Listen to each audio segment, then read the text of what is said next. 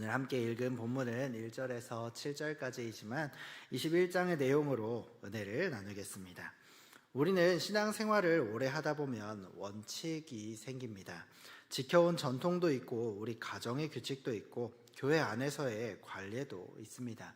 그런데 문제는요, 원칙이 나쁜 게 아니라 원칙이 하나님의 자리에 앉는 순간입니다. 원칙은 하나님을 섬기도록 주어진 도구인데 어느새 그 원칙을 지키는 일이 하나님을 섬기는 일보다 앞설 때가 있습니다. 그때 우리는 본의 아니게 이런 말을 하게 됩니다. 이건 원래 이렇게 하는 거야. 이건 절대 바꾸면 안 돼. 이건 내 신앙 양심이 허락하지 않아. 그런데 그 말이 정말 말씀에서 나온 것인지 아니면 내 상처와 내 체면과 내 습관이 만든 것인지 점검하지 않는다면 이 원칙은 신앙을 지키는 울타리가 아니라 신앙을 가리는 커튼이 됩니다. 사사기 21장은 참 기이한 결말입니다. 전쟁이 끝났는데 평화가 오지 않습니다. 문제를 해결하려고 했는데 오히려 더 큰 죄로 들어가는 것을 보게 됩니다. 사람들이 하나님 앞에서 울고 제사를 드리고 공동체를 살리겠다고 나서는데 그 과정이 진멸과 납치로 나타납니다. 오늘 본문은 우리에게 이렇게 묻습니다. 우리는 하나님을 위한다면서 사실은 무엇을 지키고 있는가? 말씀의 통치가 사라지면 경건의 언어조차 죄의 도구가 될 수 있지 않은가 하고 말입니다. 이 시간 사사기 21장을 통해서 하나님께서 우리에게 무엇을 요구하시는지 살펴보므로 우리에게 주시는 하나님의 말씀이 무엇인지 살펴보겠습니다. 첫째로 경건한 서원이 공동체를 죄로 묶을 수도 있습니다. 본문은 이렇게 시작합니다. 미스바에서 맹세했다. 이 맹세의 핵심은 간단합니다.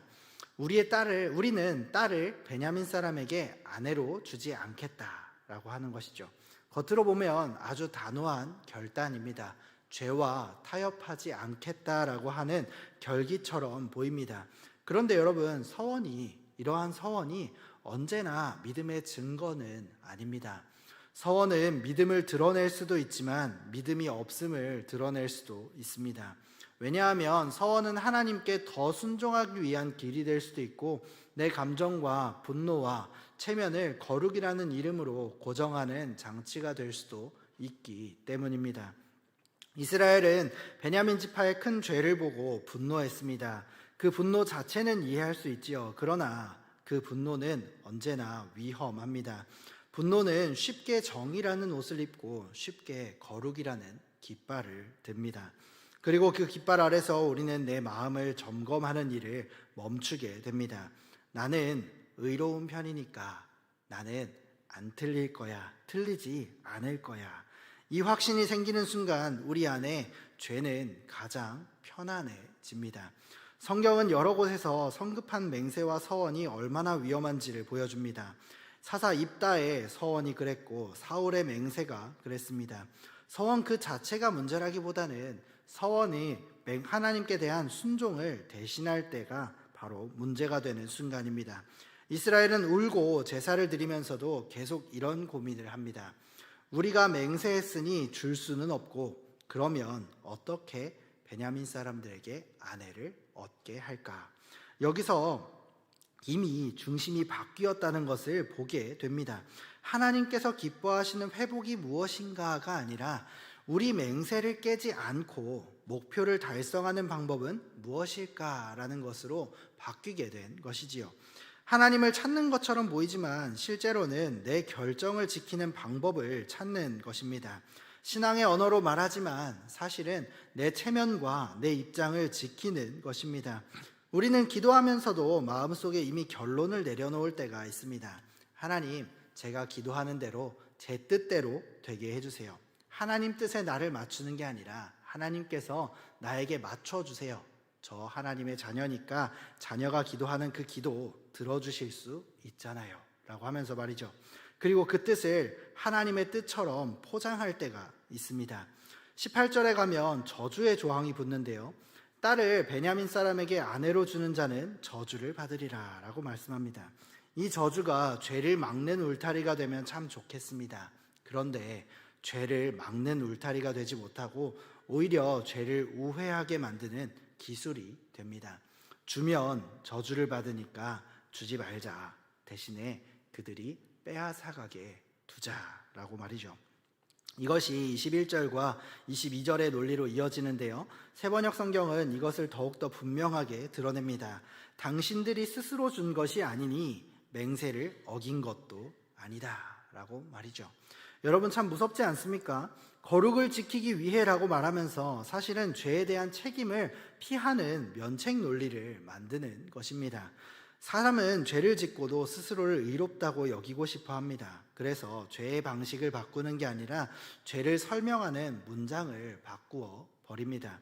여러분, 우리는 신앙의 이름으로 어떤 서원을 가지고 있습니까? 말로는 서원하지 않아도 마음속에 굳힌 결심들도 있을 것입니다. 나는 저 사람과 절대 화해하지 않겠다. 나는 저 일을 절대 하지 않겠다. 우리 집은 원래 이렇게 살아야 한다. 우리 자녀는 원래 이렇게 되어야 한다라고 말이죠. 그런데 그 결심이 말씀 앞에서 다시 점검되지 않으면 그것은 하나님의 뜻을 가리는 벽이 될 가능성이 높습니다. 원칙은 때로 내 두려움을 숨기는 가면이 되기도 합니다. 상처받기 싫어서, 실패하기 싫어서, 내 자존심이 무너지는 게 싫어서 원칙을 앞세울 때가 있습니다. 그러나 하나님은 원칙을 사랑하시는 분이 아니라 원칙이 섬기도록 주어진 그 하나님의 뜻을 사랑하십니다. 원칙이 하나님을 섬기지 못하고 하나님의 자리를 대신하려고 하는 그 순간에 그 원칙은 우리를 죄로 묶습니다. 두 번째로, 거룩의 언어가 폭력을 정당화할 때 공동체는 붕괴합니다. 이스라엘은 야베스 길르앗이 미스바 총회에 올라오지 않았다는 이유로 그들을 치기로 결정합니다. 그리고 11절에서 진멸이라는 단어, 헤렘이라는 단어가 나오는데요. 남자와 동침한 여자를 죽이라고 말합니다. 그 백성 중에서 말이죠. 여러분, 이 장면은 읽기만 해도 마음이 무거워지는 말씀입니다. 그런데 본문이 이것을 영웅담으로 말하고 있을까요? 그렇지 않습니다. 오히려 본문은 거룩을 말하는 공동체가 얼마나 쉽게 폭력의 논리로 미끄러지는지를 폭로하고 있습니다. 사람은 문제를 해결해야 한다라는 압박을 받으면 수단을 정당화하기가 쉽습니다. 특히 공동체가 흔들릴 때 지도자나 다수의 마음은 조급해집니다. 빨리 수습해야 한다, 빨리 정상화해야 한다라는 생각에 조급해지는 거죠. 그런데 조급함은 대개 회개의 자리를 줄이고 폭력의 자리를 넓힙니다. 진멸이라는 말은 원래 죄에 대한 하나님의 심판이라는 엄중한 맥락에서 들려오지만 여기서는 이스라엘 내부를 향해서 사용됩니다. 가나안 사람들에게 적용되었던 것이 이제 이스라엘에게로 방향을 틀었습니다. 그리고 그 결과는 무엇입니까? 사람을 살리기 위한 해결책이 아니라 더 많은 피를 부르는 해결책이 되었습니다. 12절에서 400명의 처녀를 데려왔다는 말이 나옵니다. 사람을 사람으로 부르지도 못하고 숫자로 부릅니다. 공동체를 회복한다는 그 명분 아래 또 다른 공동체를 찢어 놓게 됩니다. 여기서 우리는 아주 중요한 사실을 보게 되는데요. 죄는 어떤 때에 가장 악해질까요? 죄가 선이라는 말과 결합할 때에 가장 악해집니다. 죄가 공동체를 위한 것이라는 말과 결합할 때입니다. 죄가 거룩을 지키기 위한 것이라는 말과 결합할 때가 바로 그때인 것이죠. 그래서 우리는 내가 옳다라고 느끼는 순간일수록 더 두려워해야 합니다. 내가 옳다 확신할수록 상대를 단순화합니다. 상대의 사정도 눈물도 그 복잡한 역사도 무시합니다. 그리고 거룩과 정의와 공동체와 같은 좋은 단어로 폭력을 정당화할 수 있습니다. 우리에게 이 대목은 매우 현실적입니다. 가정에서, 학교에서, 직장에서 또는 교회에서 우리는 옳은 말을 가지고 상대를 찍어 누를 수가 있습니다. 남편이, 아내가, 부모가, 상사가 혹은 오랫동안 교회를 지켜온 사람이 옳은 말을 앞세워서 다른 이들을 침묵하게 만들 수도 있습니다. 말이 옳다고 해서 방식이 옳고 거룩한 것이 아닙니다. 하나님께서는 진리를 사랑하시지만 진리를 폭력으로 휘두르는 것을 기뻐하지 않으십니다. 진리는 사랑 안에서 말해져야 하고 진리는 회개와 겸손 안에서 다루어져야 합니다. 그리고 13절에서 베냐민에게 화평을 공포합니다. 학살 뒤에 화평을 말합니다. 이것이 사사기 21장의 아이러니입니다. 입술로는 화평인데 실상은 상처가 더 깊어졌습니다. 여러분, 우리도 혹시 이런 가짜 화평을 만들고 있지 않습니까? 대화를 끊어버리고 반대를 막아버리고 불편한 사람을 밀어내고 나서 이제 평안하다라고 말하는 경우가 있습니다. 그러나 성경이 말하는 화평은 갈등을 덮어버리는 침묵이 아닙니다. 죄를 직면하고 책임을 지고 회개로 돌아가는 데서 나오는 화평입니다. 세 번째로, 예배가 삶을 다스리지 못하면 예배는 죄의 배경이 될 수도 있습니다. 19절에 여호와의 명절이 실로에 있다라고 말씀합니다. 절기를 지키는 것이죠. 하나님께 예배하는 날입니다. 그런데 그 절기가 무엇의 무대가 될까요? 21절에 보면 실로의 딸들이 춤을 추러 나오면 그들을 붙들어 아내로 삼으라고 말씀합니다. 원어의 뉘앙스는 낚아채다, 강탈하다에 가깝습니다. 우리 예전에 이제 속된 말로 보쌈하다라는 말을 쓰죠. 그렇게 실제로 그 일이 일어난 것입니다. 여러분, 여호와의 절기가 이런 강탈의 배경이 된다는 사실이 이 장에서 가장 충격적인 부분입니다. 우리는 때로 예배를 좋은 분위기로만 이해할 수 있습니다. 예배는 물론 위로가 있습니다. 그러나 예배는 무엇보다 하나님의 왕권이 선포되는 자리입니다. 예배는 하나님이 하나님이심을 다시 인정하는 자리입니다. 나는 피조물이고 죄인이라는 사실을 다시 고백하는 자리입니다. 그래서 예배는 내 삶을 재배치하는 자리입니다. 우선순위를 새로 세웁니다. 내 말이 아니라, 내 생각과 내 뜻이 아니라 말씀이 그 자리에 나오게 되는 거죠.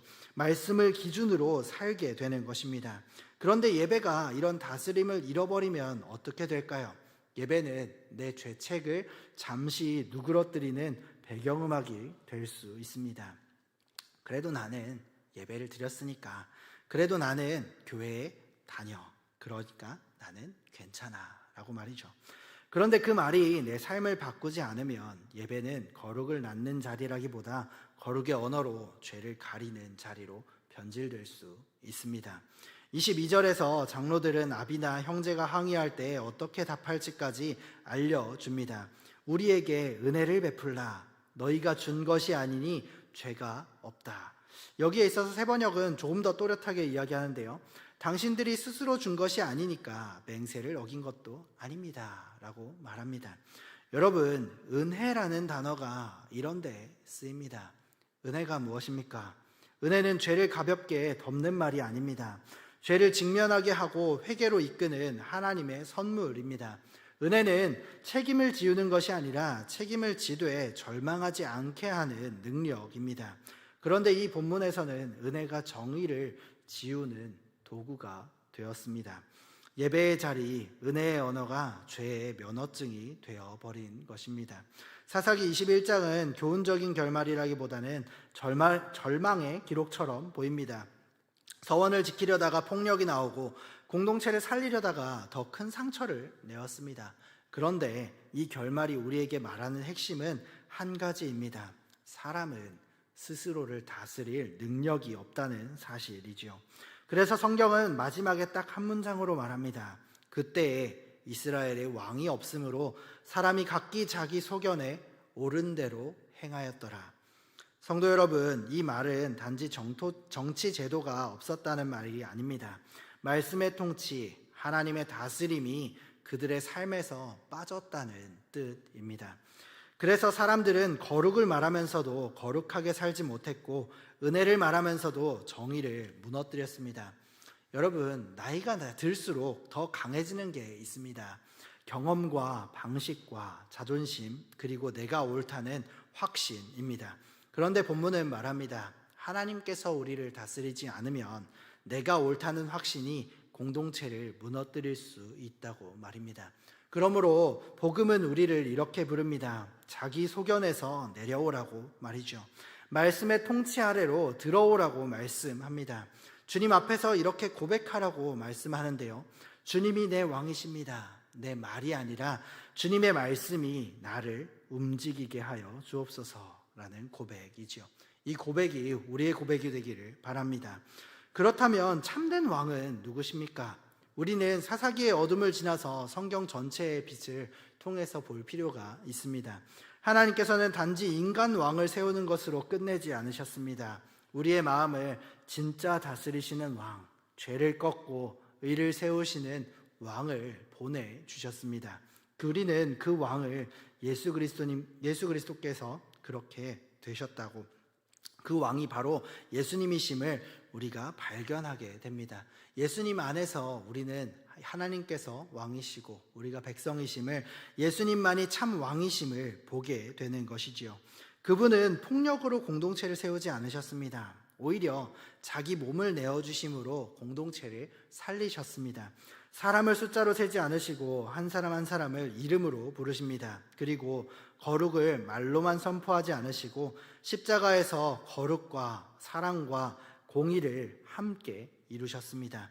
그러니 여러분, 사사기 21장엔 우리에게 너희는 더 나은 왕이 필요하다라고 말씀합니다. 그리고 복음은 그 왕이 이미 오셨다고, 그분이 바로 예수님이라고 선포합니다. 사랑하는 성도 여러분, 우리의 신앙은 버틴 신앙이 아닙니다. 끝까지 통치받는 신앙입니다. 우리는 내 원칙을 붙잡는 손을 내려놓고 말씀을 붙잡는 손을 들어야 합니다. 우리가 쌓아온 그 경험도, 우리가 세운 그 방식도 주님 앞에서는 언제든지 점검되어야 합니다. 신앙생활이 길어질수록 우리는 더 조심해야 되는데요. 난 이렇게 해왔어, 하나님께서는 이렇게 말씀하셔라고 했던 우리의 말을 돌아보아야 합니다. 그리고 그 말들이 하나님의 말씀을 이기지 못하도록 해야 합니다. 그렇게 계속해서 점검해야 하는 것이지요. 말씀을 맺겠습니다. 오늘 말씀은 우리에게 이렇게 묻습니다. 두 가지를 묻는데요. 첫 번째로, 나는 신앙의 원칙과 전통과 체면을 지키느라 하나님께서 원하시는 정의와 긍휼과 정직을 놓친 적이 있는가? 또 있다면 이번 주에 무엇을 바로잡을 수 있을지 돌아보아야 합니다. 혹시 오래된 갈등을 원칙으로 포장하고 회개와 화해의 길을 막고 있지는 않습니까? 우리는 그 자리에서 하나님의 뜻과 하나님의 말씀 앞으로 나아와야 합니다.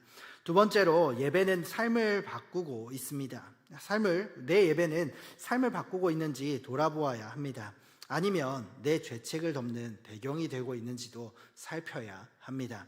가정과 직장과 교회와 재정과 관계에서 말씀의 통치가 비어있는 영역은 어디인지 살펴야 합니다. 그 자리가 어디입니까? 그 빈 자리를 우리의 경험과 습관과 자존심이 차지하고 있지는 않습니까? 사사기 21장의 사람들은 우리끼리 모여서 우리끼리 논리를 만들었습니다. 울었지만 그 울음이 말씀 앞에서 정직한 회개로 바뀌지 않았고, 모였지만 모임이 서로를 살리는 지혜로 이어지지 않았습니다. 성도 여러분, 신앙은 혼자 결정하고 밀어붙이는 힘이 아닙니다. 말씀 앞에 서서 공동체 안에서 검증받는 겸손입니다. 중요한 결정을 앞두고 혹은 오래된 갈등을 붙잡고 있을 때 성경을 펴고 기도하고 믿음의 조언을 구하기를 바랍니다.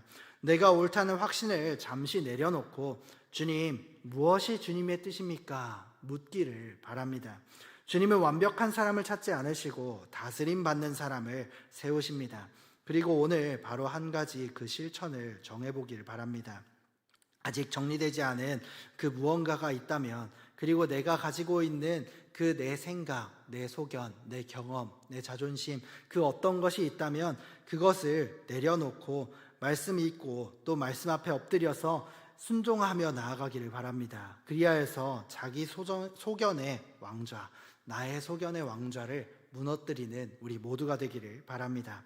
여러분, 사사기 21장은 어둡습니다. 그러나 그 어둠은 우리를 절망에 가두기 위한 어둠이 아니라 우리에게 참된 빛이 필요하다는 것을 보여주는 어둠입니다. 우리가 우리 자신을 다스릴 수 없으니까 하나님께서 우리를 다스리셔야 합니다.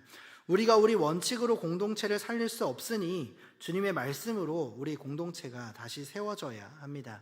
오늘 자기 소견의 왕자를 무너뜨리고 우리 마음의 왕자를 주님께 내어드리는 저와 여러분이 되기를 축복합니다.